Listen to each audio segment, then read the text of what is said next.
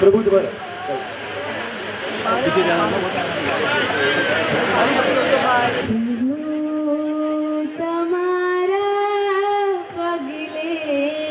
પગલે પાપા પગલી માંડી છે પ્રભુ તમારા પગલે પગલે પાપા પગલી માંડી છે હવે તો અક્ષર પાડો રીવર હવે તો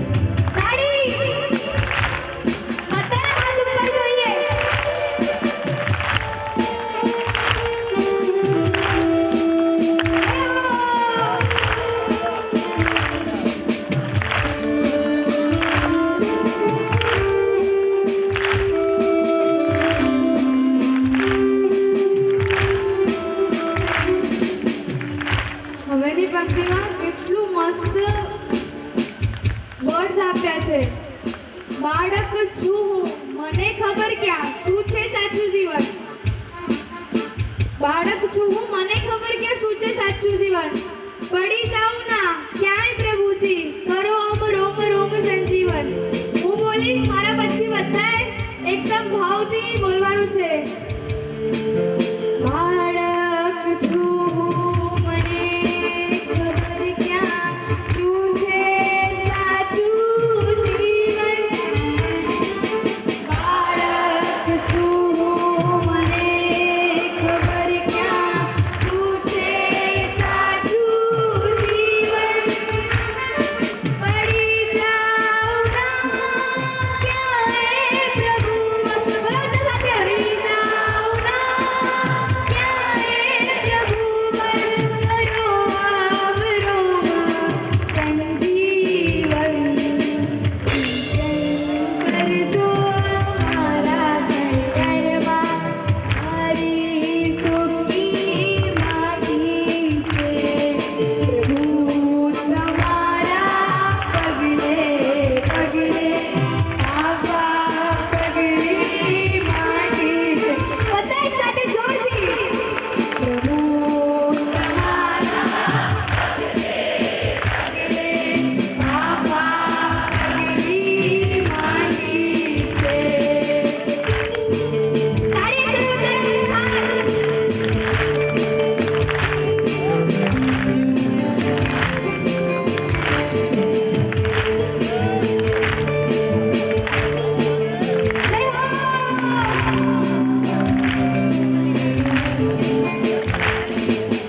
બાળક પકડે મારી આંગળી, એમાં હું ચાલું છું તમને.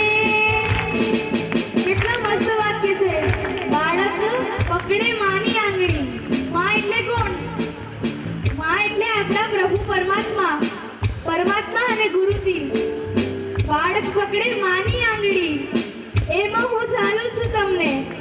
હે પ્રભુ, હું જે મારી બાળક 2 વર્ષનું હોય એમ નાનો બાળક મમ્મીની આંગળી કેમ પકડે, એમ હું તારી આંગળી પકડું છું.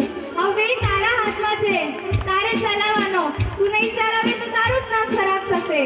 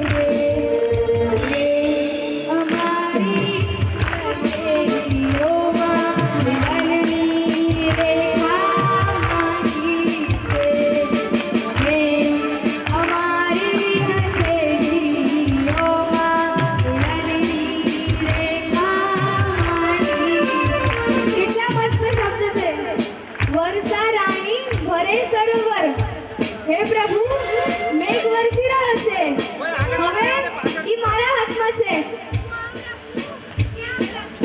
જો સીધું રાખશો તો અમને જેવું મળ્યું એવું તમને મળવાનું છે જો તમે આમ રાખશો તો પછી એ તમારા હાથમાં છે તમારે કેવી રીતે રાખવાનું વર્ષા રાણી ભરે સરોવર એમ ભરી દો અમને રે વર્ષા રાણી જેમ ટીપુ ટીપુ ભરીને સરોવર ભરે છે એમ પ્રભુ તું મને ભરી દે અમે અમારા હથેળીઓમાં મિલનની રેખા મારી છે એટલે કે મેં આપણા હથેળીઓમાં એટલે કે આપણા હાથની જે રેખાઓ છે એમાં પ્રભુ તને મળવાની મિલનની રેખા મારી છે એવું બોલવાનું છે અમે અમારી હથેળીઓમાં મિલનની રેખા મારી છે અમે અમારી હથેળીઓમાં મિલનની રેખા મારી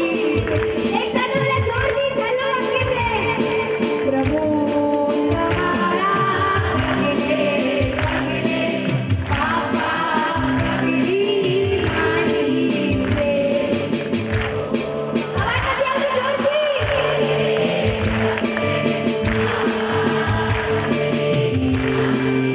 ફાઇનલ પોલીસ સ્ટેશન સુધી અવાજ પહોંચવો જોઈએ પ્રભુ તમારા પગલે પગલે પાપા પગલી માની છે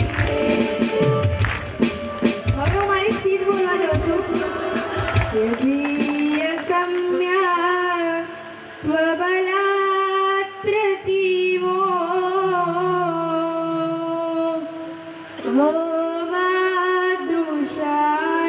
ભવાદૃશાનાં પરમ સ્વભાવા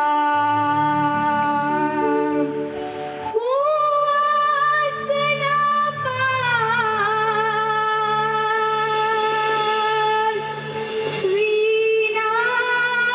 વિનાશનાય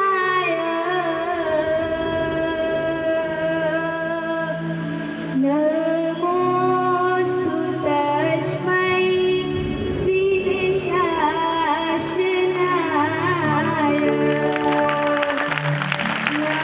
નમોસ્તુ તસ્મૈ તવ શાસનાય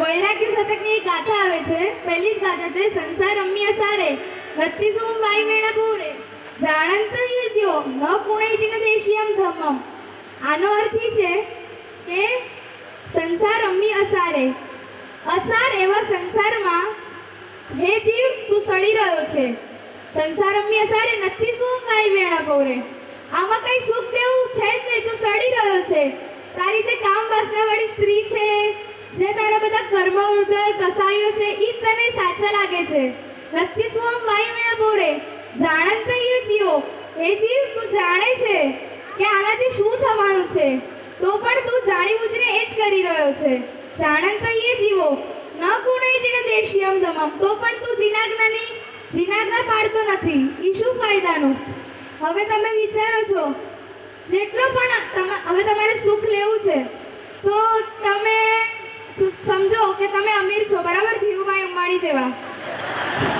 એક એક્ઝામ્પલ છે સિરિયસલી નહીં લેતા તમે ધીરુભાઈ અંબાણી જેવા છો એના 22 માળની આખું તમને ખબર છે ઈ રહે છે આખું એનું બિલ્ડિંગ ઈ રહે છે પણ દિવસમાં 4 ભાઈ પણ કોઈ દિવસ ભેગા થતા હશે તમને શું લાગે છે 4 ભાઈ છે તો પણ એક વખત પણ ભાઈઓ નથી ભેગા થતા અને એક અહીંયા ઝૂંપડું પણ હોય છે ને તો પણ 4 ભાઈ હોય કે 5 ભાઈ હોય હળી મળીને શાંતિથી રહે છે અને સુકૂનથી રહે છે લાગે કે આપણે જીવન જીવ્યા હવે તમે લોકો તમને સુખ જોઈએ છે બરાબર તો તમે કાર લો ચલો 20 લાખની કાર લો ઇનોવા જેવી મસ્ત એક નંબર તમે ઈ કાર લો બરાબર ઈ કારમાં પણ બેસો પણ તમને ટ્રાફિક નડી ગયો તો શું ફાયદાનો ઈ ટ્રાફિક નડી ગયો તો તમારે ફ્લાઇટ પકડવી હોય તો ઈ ટ્રાફિક નડી ગયો તો તમે તો વચ્ચે જ લટકી ગયા શું ફાયદાનો એવી રીતે જ તમે હવે પ્રસંગમાં કરવા જઈ રહ્યા છો મેરેજમાં, તમે એકદમ નવા કપડાં લીધા છે, બની ઠરીને જાઓ છો એકદમ, પછી તમે જાઓ છો અને એ પ્રેસ કરાવ્યો અને જતા હો બેસીને, અને ત્યારે જ નવું શૂટ બનાવ્યું હોય અને એ શૂટમાં પેલો ભાઈ પાસ થતો હોય અને સોસ પડી ગયો, શું થાય તમારી હાલત? ઓ શિટ યાર, શું થઈ ગયું? એક તો આજે જ નવું લીધું ને આજે સત્યાનાશ થઈ ગયું. થાય કે નહીં તમને લોકોને? હા કે ના? બોલો તો સહી. બરાબર છે? તો પછી એવી રીતે કે આ સંસારના સુખો છે, હું તમને પ્રેક્ટિકલી સમજાવી રહ્યો છું કે શું સંસારનું સુખ છે ને તમે લોકો શું માંગી રહ્યા છો ને શું ખોટું છે ને શું સાચું છે. પછી એક કેવા માંગે છે, અમે જ્યારે છે ને વાયણા કરવા ગયા હોય છે ને તો તમને બધા પૂછતા રહેતા હોય, સારું છે તમે આ સંસારથી છૂટી ગયા, સંસારમાં કંઈ નથી. અમે એ સાંભળીએ, બધાના ઘરે સાંભળીએ. પછી અમને કે પછી અમને એ લોકોને કહેવાનું મન થાય કે અમે આ સંસાર છોડી રહ્યા છે, અમને એવું લાગે છે, સેટિસ્ફેક્શન છે કે અમે ખુશ છીએ, અમે વૈરાગ્યથી છોડીએ છીએ. પણ તમે લોકો તો 2 થી 3, 3 થી 4, 5 થી 6 તમે તો વધતા જ જાઓ છો. ભાન જ નથી પડતી કે હવે ચલો હવે તો કંઈ સમજીએ આપણે. બસ એવી રીતે જ હું સંયમ.com લોગિન કરવા જઈ રહ્યો છું. બસ તમે મને પાસવર્ડ આપજો કે હું જલ્દી મોક્ષમાં પહોંચું. સંયમ એટલે શું? સંયમ એટલે શું? સંયમ એટલે એટીટ્યુડનો ઇગ્નોરન્સ અને સમર્પણનું ઇન્વિટેશન. સંયમ એટલે આચારનું જીવન. સંયમ એટલે વિચારનું જીવન છે.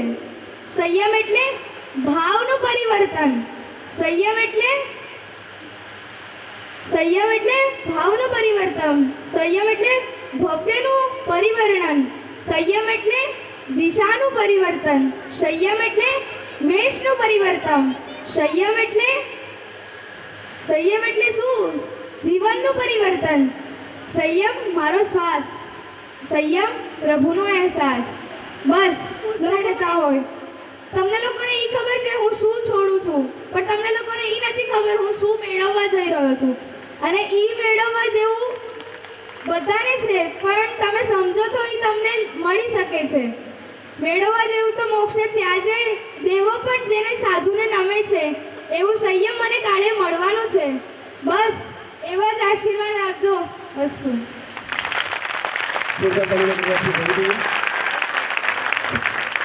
વંશમોર કહેવાનું મન થાય, પણ અમે બહુ સમય લઈ લીધો છે. ગુરુજી અમને કીધેલું ગરબી 11 વાગે પતાવી દેશે. કાલે સવારે એ લોકોને 6:30 મંડપમાં આવવાનું છે અને કે આ સંઘે પણ આવવાનું છે. કે હજુ એ લોકોને સવારે ઉઠવાનું, સ્નાત્ર પૂજા ઘણું બધું કરવાનું છે. તું ઝડપથી સમયસર પડી જાય છે, પણ આપ સૌની લાગણી ધ્યાનમાં રાખીને આપણે એટલે પહોંચ્યા છીએ. બાકી છે છેલ્લી એક મારી પરમિશન લીધા વગર તમે નહીં જઈ શકો, કારણ કે પ્રોમિસ બંધાયેલા છે. કોઈ બીજા તરીકે ઊભું નહીં થાય. બેસી જાઓ. ભાક્ષારી, મારે તમને અહીંયાથી જવા દેવાના છે, રાખવાના નથી. તમે કહેશો તો બી નહીં રાખું. વિનંતી કરીશ આ 5 મુમુક્ષુને કે આગળ આવે. આપણા સભાગૃહ મંડપમાંથી આ વોકવે પરથી આગળ જશે.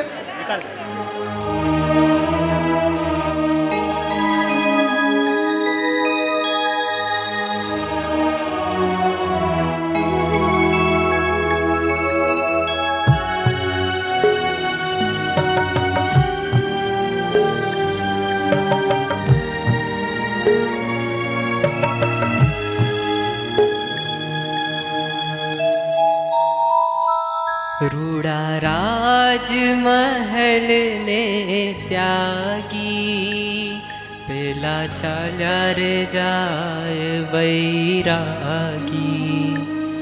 એનો આત્મ ઉઠ્યો જાગી પેલા ચાલ્યા રે જાય વૈરાગી. રૂડા રાજમહેલ ને ત્યાગી પેલા ચાલ્યા રે જાય વૈરાગી.